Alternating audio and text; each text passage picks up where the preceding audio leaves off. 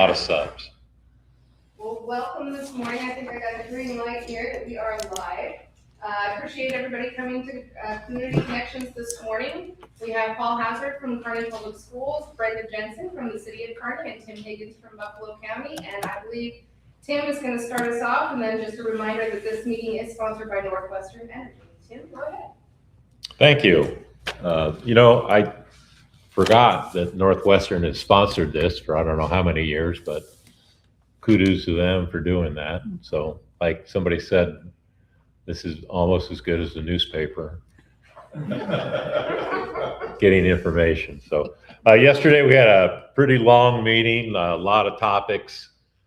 We did have a guest, the gentleman who runs Rose Sanctuary came in and talked about the process of, well, one, he said he likes the road that the county takes care of coming to him. So he says that's key to those whole operations, make sure the road's good. You got a compliment on roads? Yeah. Oh, wow, okay. Can you believe that? Sorry, Paul. That's good.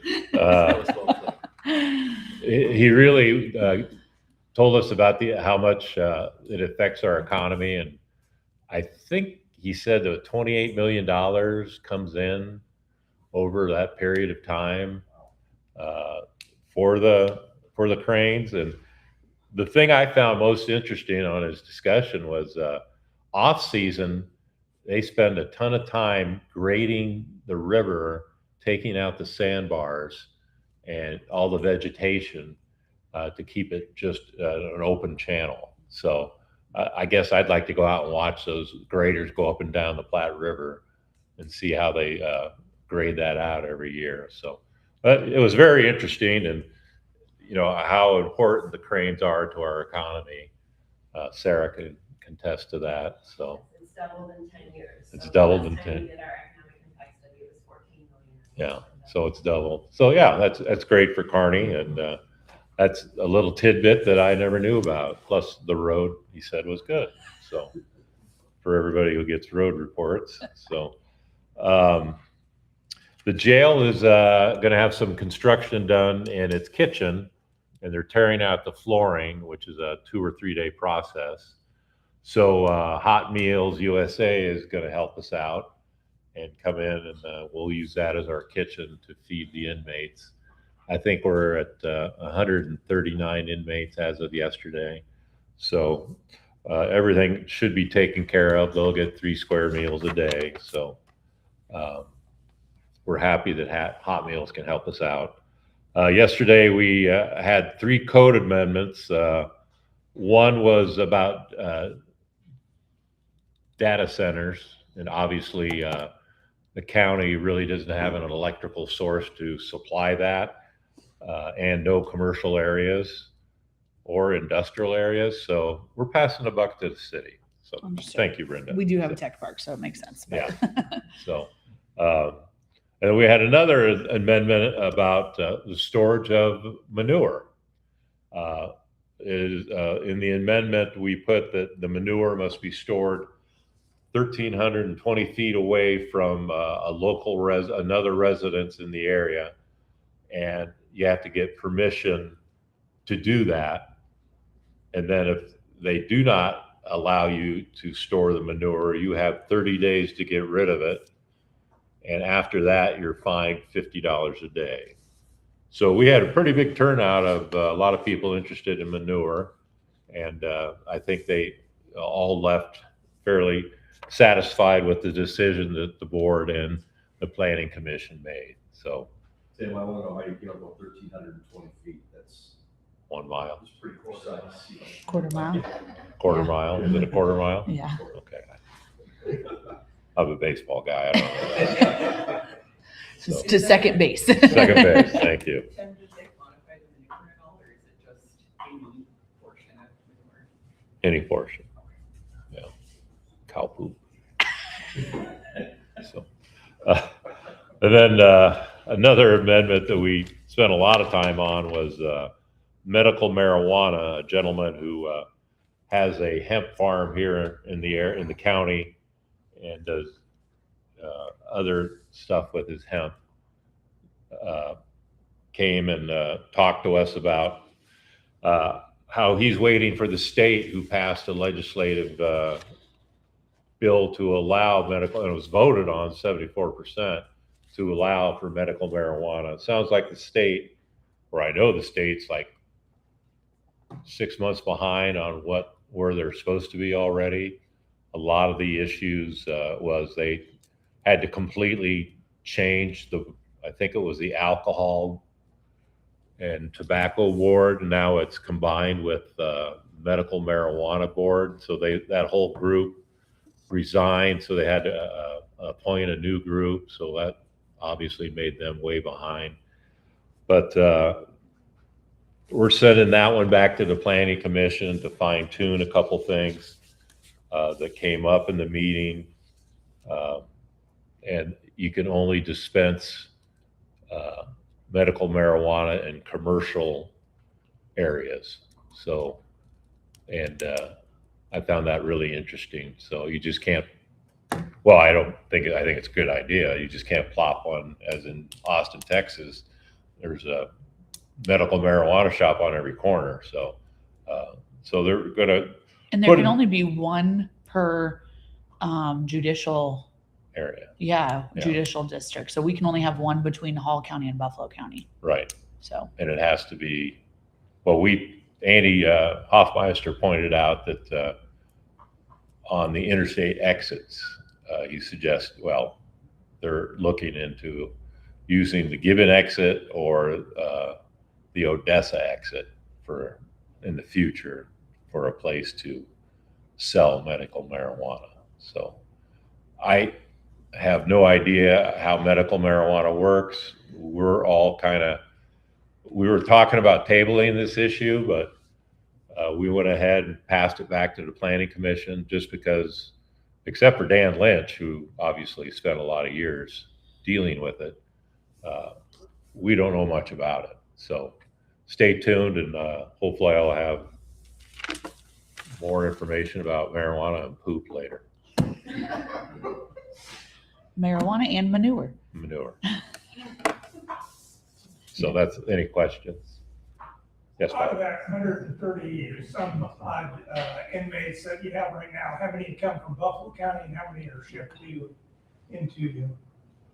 You know, I think we help out Minden or Kearney County, and we used to help Merritt County. I would say a handful. I don't have the destination of where they're I was from. thinking it was maybe a higher percentage than that.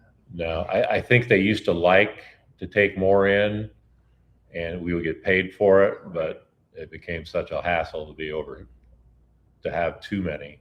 I think we're only allowed 185. Is that right? That sounds right. I think it's 185. Close enough. Yeah. So, we try to keep it under 140. We do a lot of work release, which helps, and generally they come back. So, so that's good to hear. So we do put leg things on them, so. Ankle bracelets. So that's all I got. Anybody else? My only other tidbit is that I had heard from a very wealthy person that wealth is like manure. It's only good if you spread it around. That's Yeah. actually, I kind of like One of that. the guys was talking about spreading manure through their irrigation pipes, and I was like, boy, I'd like to see that. So I would not.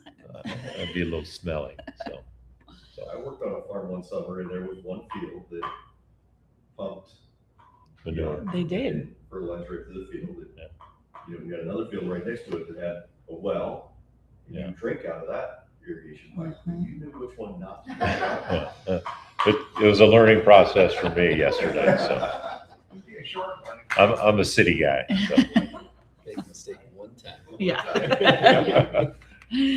so thank Do you you. want to go next? No. Okay. good. Okay. We had a lot yesterday, so I'll try and talk fast. I do usually, anyways. But we first started in the morning with our budget retreat, which is riveting information. But essentially, what we're looking at doing is a 1.5% increase in budgeted expenditures. which is honestly very minimal. And it's just because our revenues are tight. Sales tax has been down this year.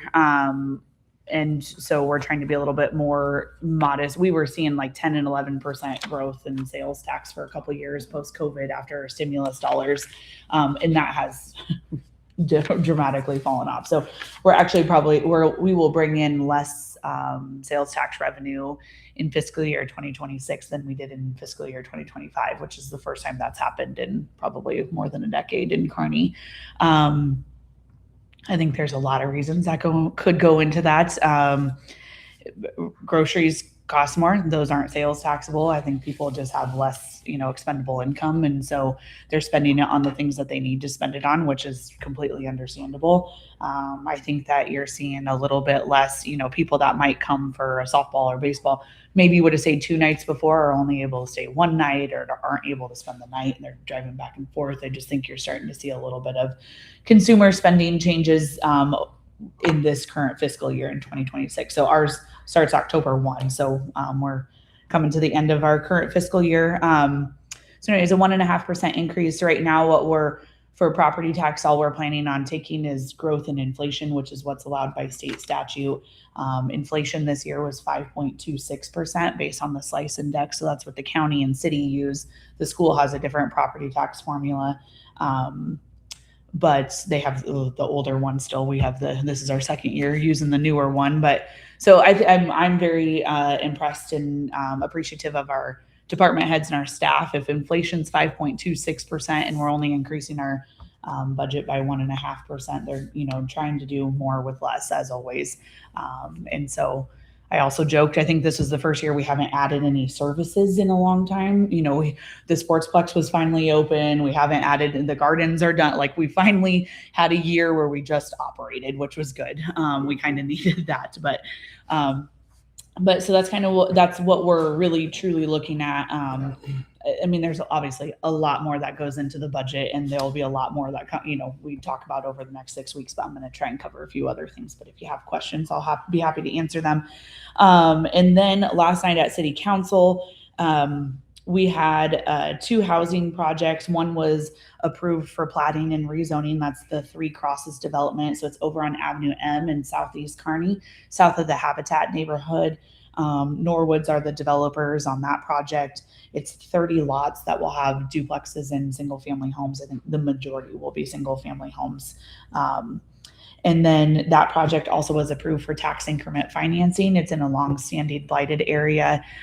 They have to pave a 14th. They have to pay 14th, I think. They have to pave a road that's shared on both. There's an old agreement that when this road was constructed, the developer would have to pay for all of it. Normally it's split half and half on the property owners. So the property owner on the south is, I don't even believe in city limits. And it's just like a kind of a large lot acreage that they have. And they obviously did not want to participate in the development. And this was, like I said, an agreement that was made, I don't know, probably 15, 20 years ago.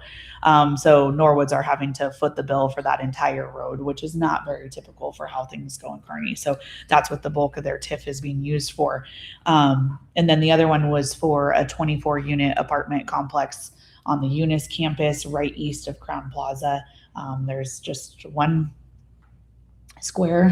rectangle lot that's sat vacant for quite a while, and they finally have plans to put something in it. So it'll be a 24-unit apartment complex.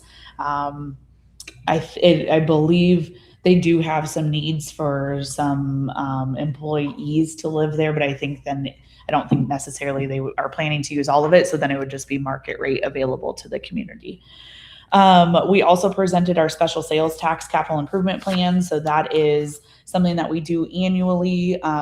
In 2005 or 6, when the voters approved the half-cent sales tax, we had always committed to doing an annual public hearing. So then that way people understood what we were spending the money on, that we were doing it in a way that we promised to the voters back in 2005.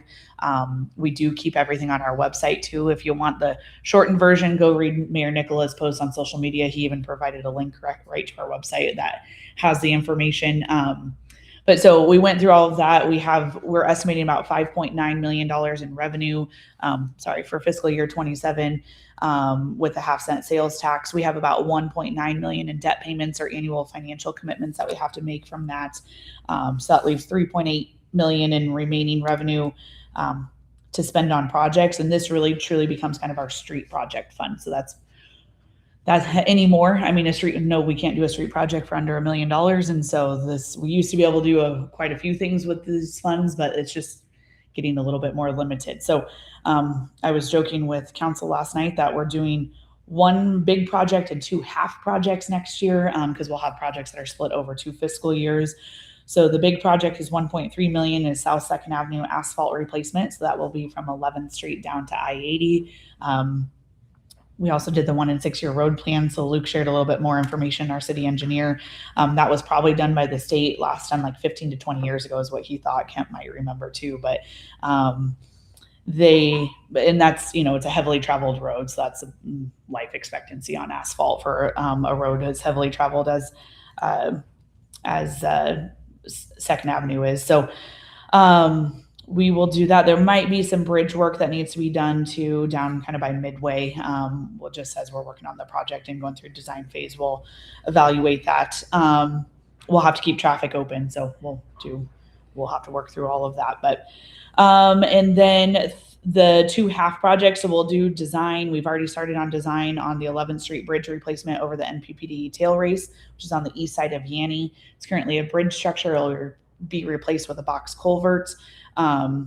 We will do the design, but we need to do construction during the winter when there's not water flowing through it. And so that is going to be a pain for the schools.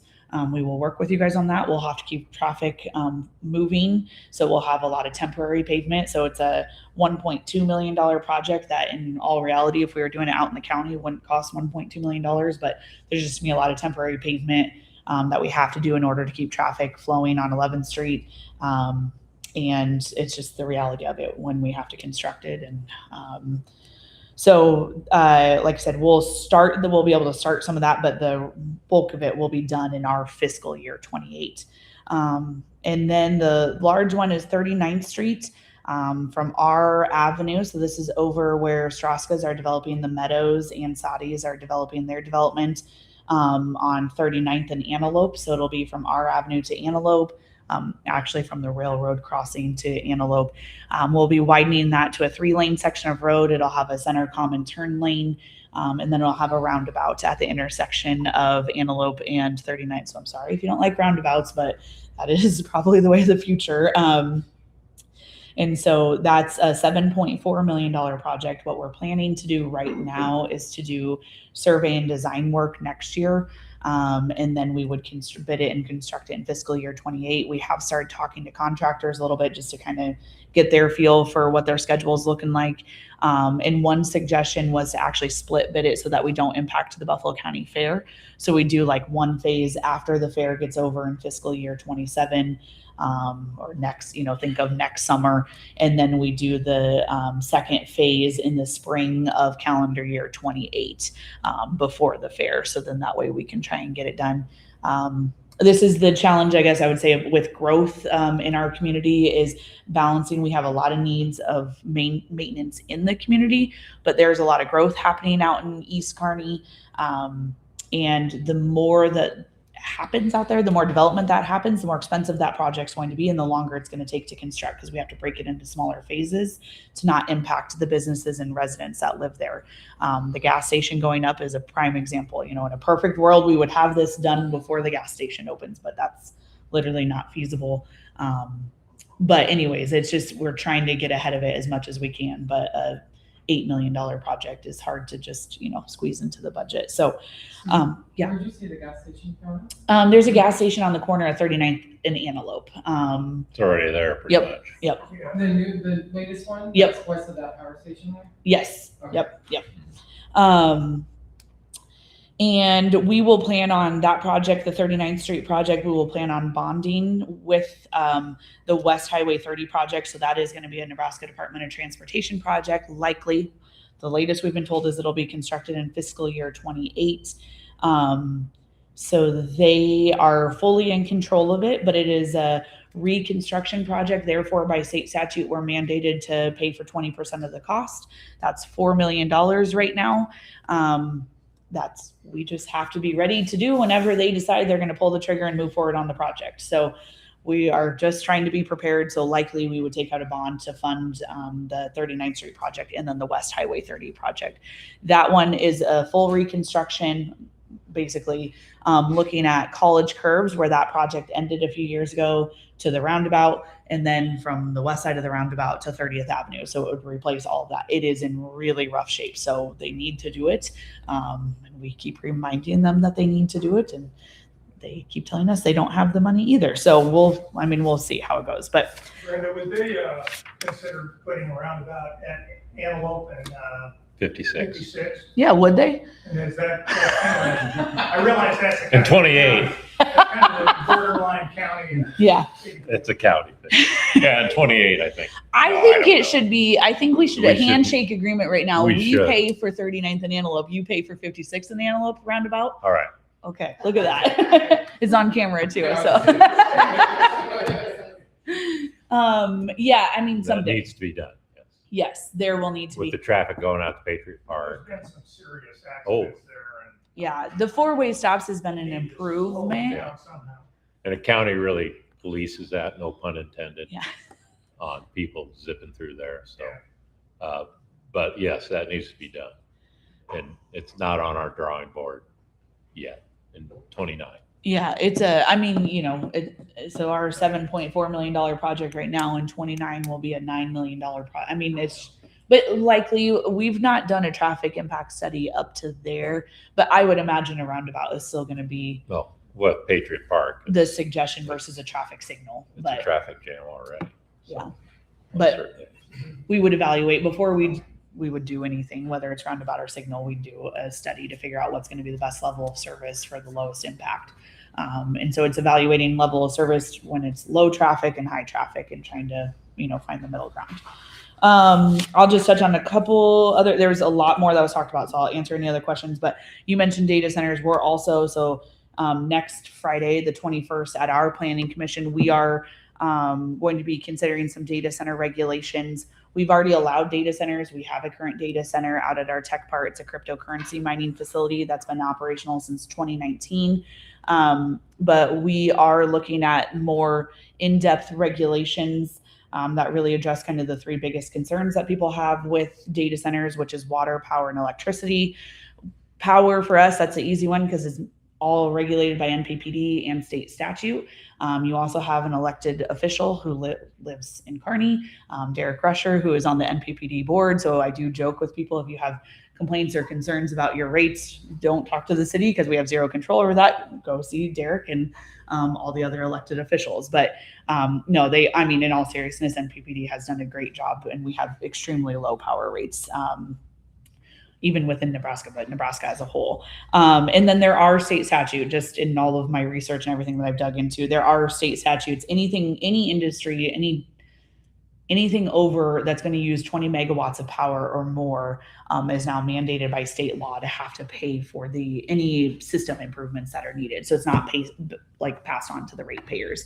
So any industry using 20 megawatts or more of power will have to pay for the distribution system upgrades, substation upgrades, any of that stuff. So, and that was NPPD's practice prior to that, but that's just now a state law. So water, obviously, we're concerned about because we're in control of that. We're concerned about water consumption and then also what's going into the water stream or the wastewater stream that we treat at our wastewater treatment plant.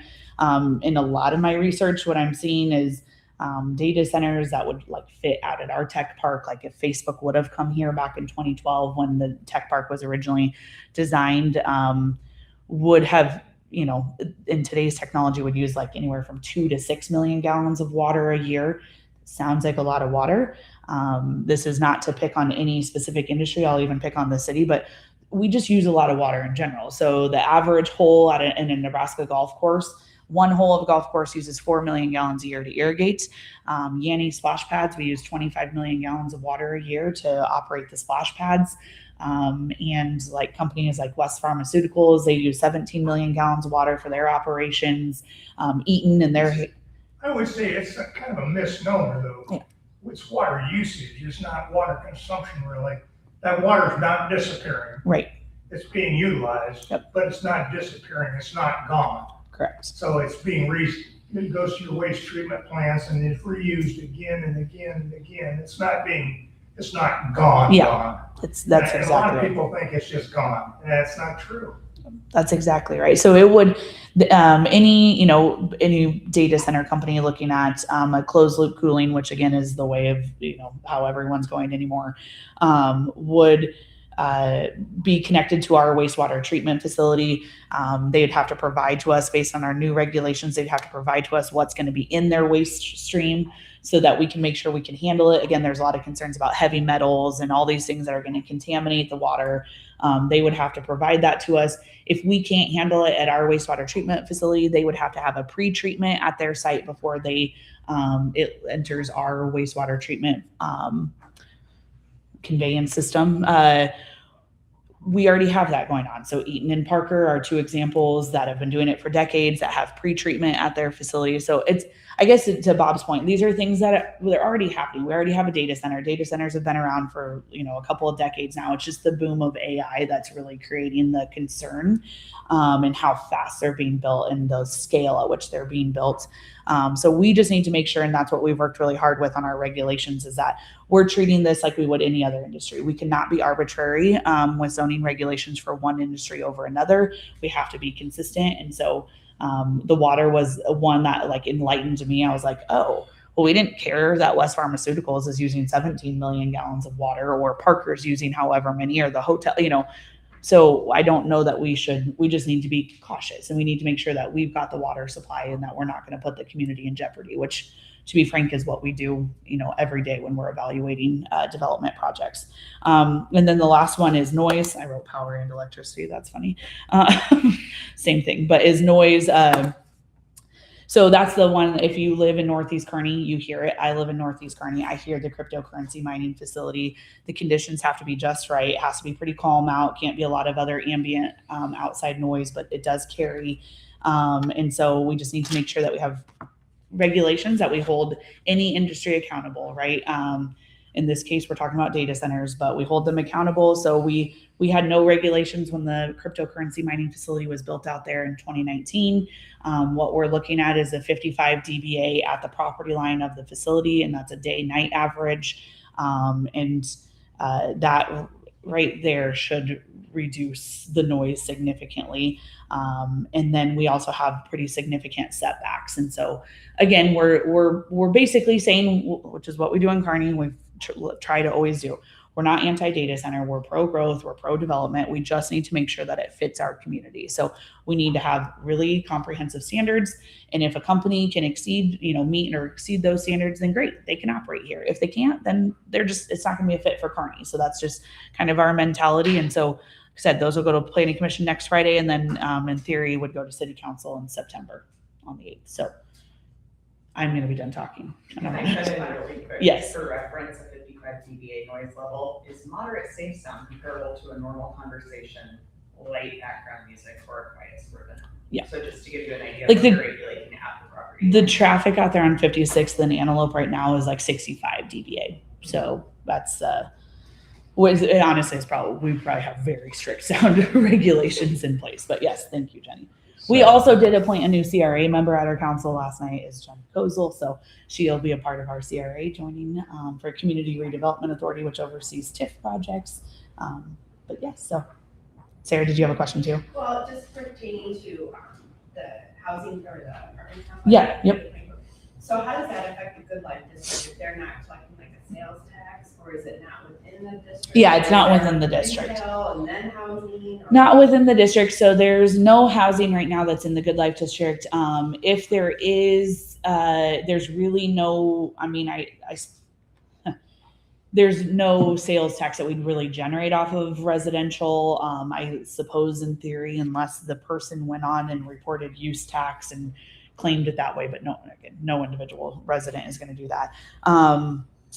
But then there's also some rules around only 20% of the Good Life District funds can be spent on residential too. So that was because of some concerns. That's more recent rules passed in the latest legislation of some concerns of what other communities were doing, planning with their projects. Because it's not the intent of the state. The state is retail growth, is growth that's going to generate sales tax dollars. And so they don't want to utilize the funds to just build a bunch of housing and then the developer walks away. So, but we don't have any, I mean, we do have, there's long-term plans for more housing in the district, but nothing yet. And there's really no incentive to build housing in the district other than the fact that we have a dire housing need. But there's no financial incentive to build housing in the district.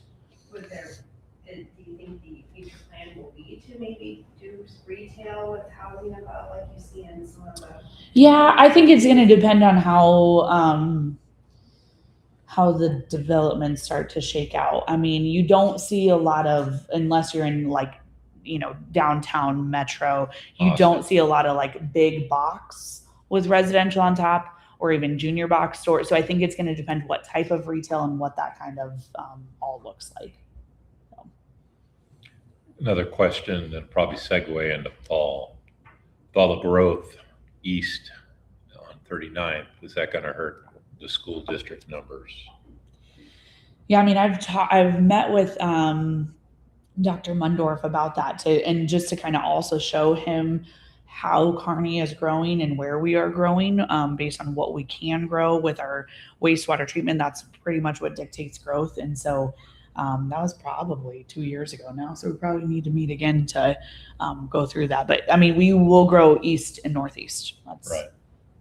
So I don't know if Paul knew that numbers could increase. What side is northeast? What side's Metal Arc? You know, I'm sure that's something you guys will discuss down the road. So.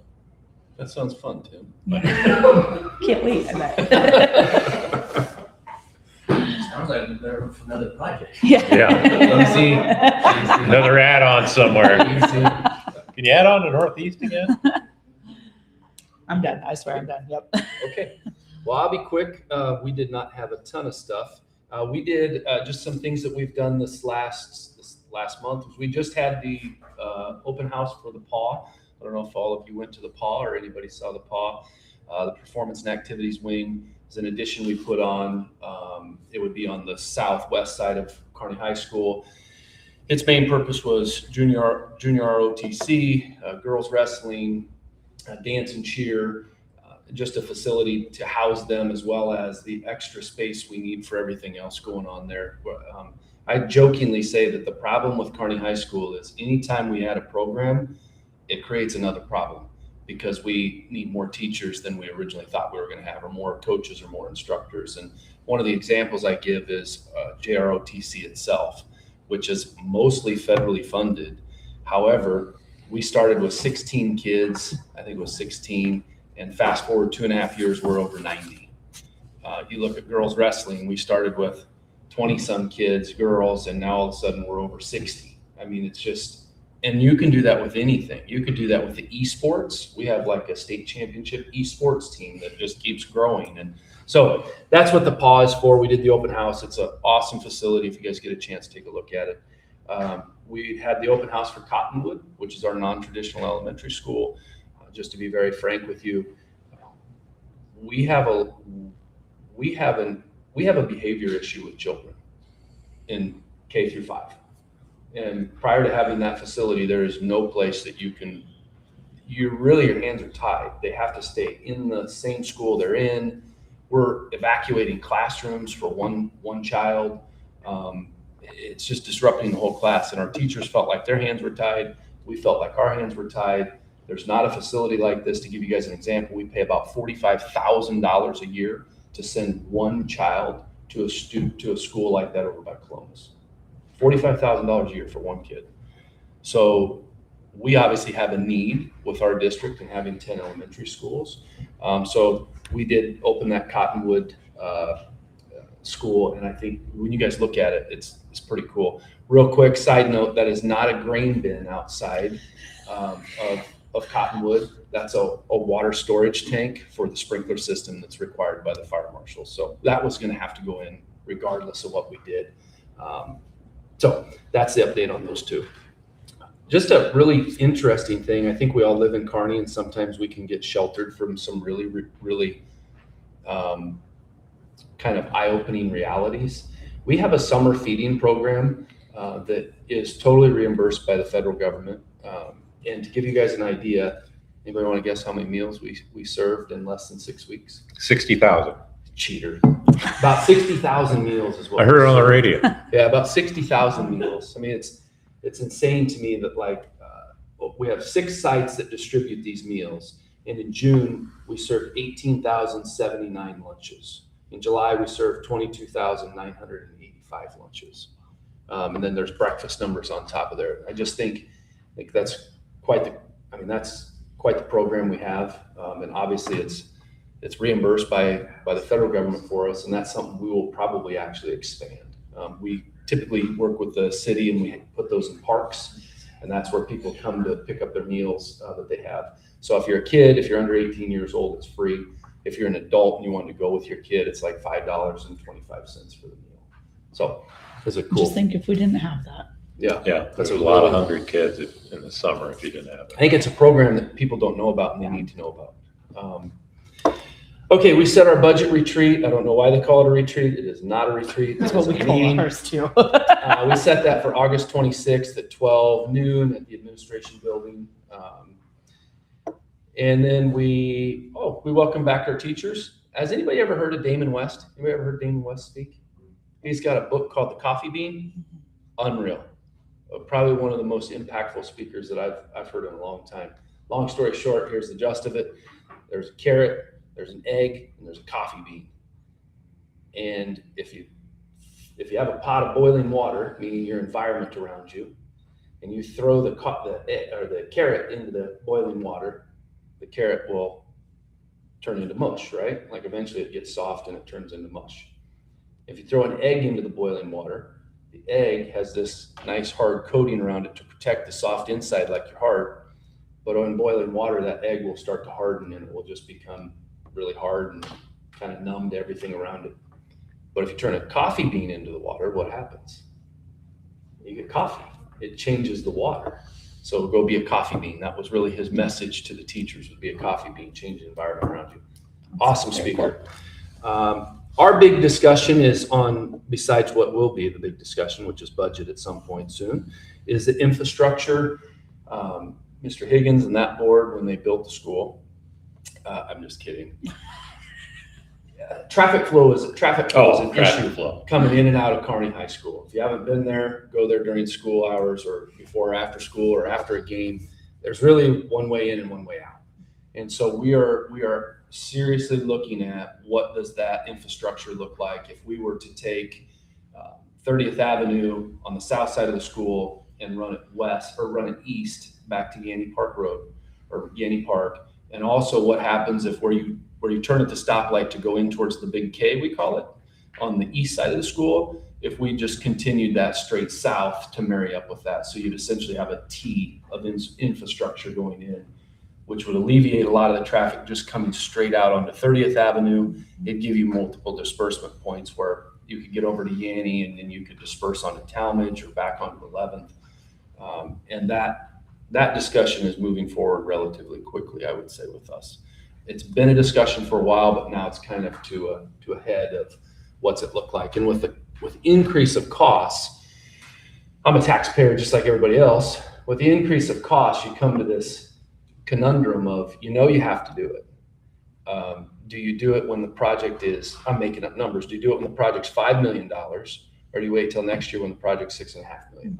Or do you divide it up? The same thing that the city's talking about. So one other update is on Sunrise. If you haven't been by Sunrise, that is not where we would all like it to be yet.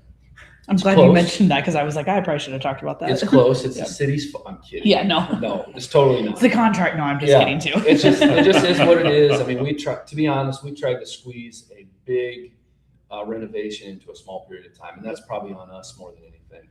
So where that's at is the stoplight. So that'll cause a little bit of, the traffic flow won't move as nicely as we want it to until that stoplight is up. There's a fence going in. It's like a 6 foot or 7 foot fence going in. That fence should be almost complete today. but it won't all be done. So there'll be some temporary fencing until they can get that done. That's literally short term, just for around the property. Anything you want to add to Sunrise? No, we had some manufacturing issues with the pole. So that's part of the delay. It was supposed to arrive at the end of July and it just arrived. There's a little bit of like our PED signal, the contractor bored through it, and didn't tell us. So when we went to go reignite the PED signal, why is it not working? And so we had to dig for 4 hours to find it. And you could tell that they knew they did it because they just buried their equipment there with it. So anyways, I mean, this is just the reality of construction. You best laid plans and they don't always go as planned. So yeah, so that when that construction's complete, the in and out of Sunrise will be complete like tomorrow when they open up to start taking students. And that's if you haven't looked at the traffic flow of that, it's drastically changed. It should be much better. Is it a perfect fit? Probably not. But it's really, really good. And it's what we could work with. It's what we could do with what we had to work with. And thank you for the city for their help with that, obviously, a lot. And then last thing I want to touch on is our openings. I always tell you, like, we don't have the problems that other districts have with, I mean, you look to the east, to the west, wherever, nationally, we've got 35 openings. We're teacher shortage here. North Platte. Yeah, we just don't have North Platte has 14 openings. Wow. And that's a huge problem. Could you imagine? Yeah. We have one opening and it's a speech language pathologist. And I think it's interesting of why that is. Speech language pathologists could do a lot of things in hospitals with elderly people. I mean, they can do a lot of rehab type stuff. Our speech language pathologists primarily work with kids with some sort of a social disorder. So your autistic kids and things like that. The fact is that those numbers are growing so rapidly, it is very difficult to keep up with those numbers. So that's our one opening we have, and we'll probably get that filled relatively shortly. But at this point, that's our opening. So that's all I've got. Anybody got any questions? Are those types of positions ones that can be contracted out to a local business that provides those services, like a therapy or something like that? Yep, that's exactly what will happen with that position until we fill it. It'll be contracted out. Yep, good question. I imagine there's no shortage of those people earning those degrees. Yeah, to be able to find somebody to contract it out is actually not as difficult, but to find somebody that just wants to work with social disorders in the school, that's becoming more and more difficult because you can imagine that's more and more challenging clientele, so to speak, in a school. So they got to have the right heart for it. Is there talk of, like with Kenwood getting moved to going to Sunrise, is there talk about adjusting the busing routes so that the different schools can feed to Sunrise with that traffic issue? Yes. So some of the busing has already changed. Like a lot of those routes have already changed with that. When we made that change to the feeder programs, the busing routes changed with it. So again, it's like anything. You think you've got it set and you run the trial like, okay, here's the route and that's all looks good. But then all of a sudden you put it into action. And so you got to remain flexible with it. But right now it's already changed to accommodate the Kenwood issue. Gotcha. Well, what's the expected number of students at Kacc? I think opening, you're going to see around 25 to 30 was the last number I heard. The capacity is higher. You're just starting out. Capacity is higher for sure. Right. Is it pretty even distribution across grade levels, or how does that play out? So the grade level, so at Cottonwood, they're separated by grade levels. So it will be pretty even as well. And really the way those kids, some parents want their kids to go there. Some parents are requesting their kids to go there. Other ones are teachers presenting a plan to the parents and the parents and the teacher agreeing, hey, this is probably a really good fit for my son or daughter. And then just to be very frank with you, some kids are, hey, parents, this is our recommendation and this is where this child needs to be. But it is pretty spread out through 1 through 5. Will they have their own security or like a police officer up there? Or It'll just be that. Enhanced, I mean, I don't want to make it sound like that. Yeah. The no, SRO will be, SRO will serve it just like we do the Hanny Rom Center. Yep. We added a fourth SRO. So we worked with the city to get that done. So we now have 4 SROs. So we'll have an SRO that can respond there. And I'm not saying that it will be like Hanny Aram, but I do think there's a misnomer with Hanny Aram. We never have an SRO respond to Hanny Aram. Very, very rarely. It's usually the high school or the middle schools. And I think that's a shout out to what Mr. Owens does at Hanny Aram. And hopefully that can be duplicated with Cottonwood. Some of that with the kids at Hanny Aram that did have behavior issues or even classroom issues when they got there, they changed their behavior. Because they're in a different environment when it comes to peers and all of the identity stuff. Yes. So all the violence might have decreased. That would be the same hope with Cottonwood. One in the smaller, right? Like one of my Yeah, best yeah. friends is a teacher at Hanny Aram. So yeah, the smaller class size and this, it's a super effective learning environment for kids who it just doesn't fit well. And the goal with both of those schools is to help you get to a point where we can return you or you can return to your homeschool. The problem with Hanny Aram is it's so good, they like it. they don't want to leave. So when you go to this student, you say, hey, you are doing outstanding. You've met this and this, and you've exceeded this and this. Let's get you back to the high school. The response is, this is my school. This is where I want to be. Shout out to them. And I want people to know that that is the exact concept with Cottonwood. Is it's not a, hey, we want to keep you here. This is your school until you graduate. No, this is, let's get you to a point where you can adjust to this different learning environment back at your normal school and get you back there. And so that's the hope. But to your point, kids having so much success there. They like it. They like the culture. They like the teachers. They like the environment. They don't want to go back. So do you allow them to stay and until you have a growth where you can't keep them once they want to or can move on? You just keep them there until they are, you're not going to boot them out. Until they graduate. Yep. So that's, We'd rather have them there and having success than force them to go somewhere that we know wasn't great in the past, as long as we can do that. And with Hanny Aram expanding, those numbers can just get bigger now. Brenda, what facilities going in south of Farm Credit up on 56? Yeah, that is, there's 2 projects going on and they're actually kind of similar. They're called like flex bay spaces. So it's 2 different developers.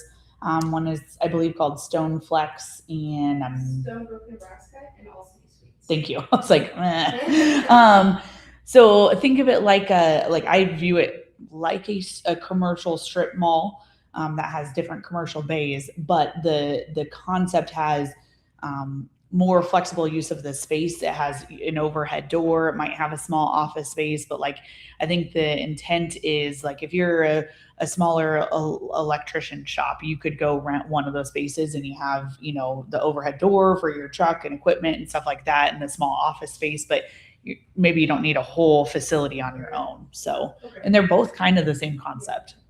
Kind of an incubator space for Yeah. industrial type commercial. Yep. They look nice too. Yeah. I mean, there's pictures online too that you can go check out, but some of them look, they have a bathroom and they have an office and they have you can work on a car kind of thing, and like a big RV space, large space. And some of them look like, I'm not sure, but they look like they have like loft stuff in the upstairs portion for storage and stuff too, so they're very large. Yeah. Any more questions? All right, just real quick, some chamber updates. So the chamber does have the state treasurer coming today, Joey Spellerberg, I believe, and he's going to be giving an update around noon. And so anybody who wants to attend that is more than welcome to attend. We'll have some light refreshments. Also, a ribbon cutting tomorrow for Kate's Candle Studio is at 4:00 downtown, formerly known as Holistic Healing. She's trying to change the space into a candle studio. So Katie Jacobs is going to be hosting that ribbon cutting. And then looking into next week, we have a state chamber roadshow is what they call themselves. So they're coming, the whole team is coming down. We're going to meet the state chamber CEO, Joseph Young. And so we'll meet him and the rest of the team, and Stan will be here as well, so Senator Stan Klaus. And then also, What day is that? that'll be on Wednesday, the 18th. Yes, and we'll be having breakfast provided by Pizza Ranch, so Stephanie's gonna help us out with that. Yeah, Is Wednesday it the the 19th. 19th? Yeah. I always think those, it is Wednesday. So Okay. I wasn't sure. Okay, so it is the 19th, in the morning, or sorry, yes, in the morning. And then that following week, and I know we have a ribbon cutting on the 24th for axe holes at 4 o'clock, new management, so make sure to make it over there. Also on the 24th, everybody's been kind of asking, our new CEO, Julie Snyder, will begin her position here at the chamber. And we will have a meet and greet for her at 7:30 in the morning on the 26th. So anybody who wants to meet with Julie and just kind of ask her questions and kind of get to know her a little bit better, you have that opportunity on the 26th. And other events that we have are listed on the chamber calendar, so make sure to visit that page.